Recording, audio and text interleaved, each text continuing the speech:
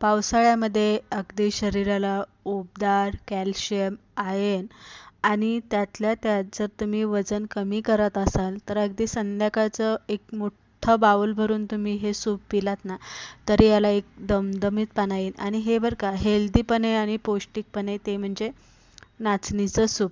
इथे मी 5-6 चमचे नाचणीचं पीठ घेतलेलं आहे. बाजारात विकत भेटतं, तुम्ही बाजारातून आणू शकता किंवा एखाद किलो नाचणी जरी तुम्ही गिरणीवरून दळून आणली तरी केव्हाही तुम्हाला वापरता येतं. आता त्यामध्ये गाजर, शिमला मिरची, फरसबी, कोबी, कांदा, कोथिंबीरचे जे पाठीमागचे देठ असतात ते, आलं लसूण इथे ठेचून घ्यायचे आणि काळी मिरी पूड घालून बटरमध्ये हे चांगलं परतून घ्यायचं. नंतरनं त्यामध्ये पाणी घाला आणि अजून जरासा टेस्टी होण्यासाठी त्यामध्ये सोया सॉस अर्धा चमचा आणि 1 चमचा शेजवान चटणी, मीठ घालून उकळायला ठेवा.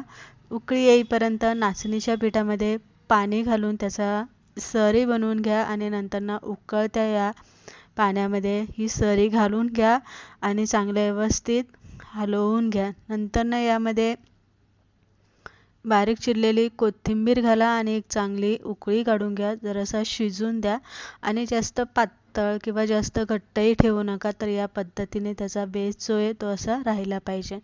नंतरनं उकळी आली आहे, कोथिंबीर घालून घेतलेली आहे. चवीप्रमाणे तुम्हाला असं वाटत असेल मीठ घाला आणि उकळी आली त्यानंतरनं गॅस बंद करा आणि बंद केल्याच्या नंतरनं यामध्ये 1 चमचाभर लिंबाचा रस घाला.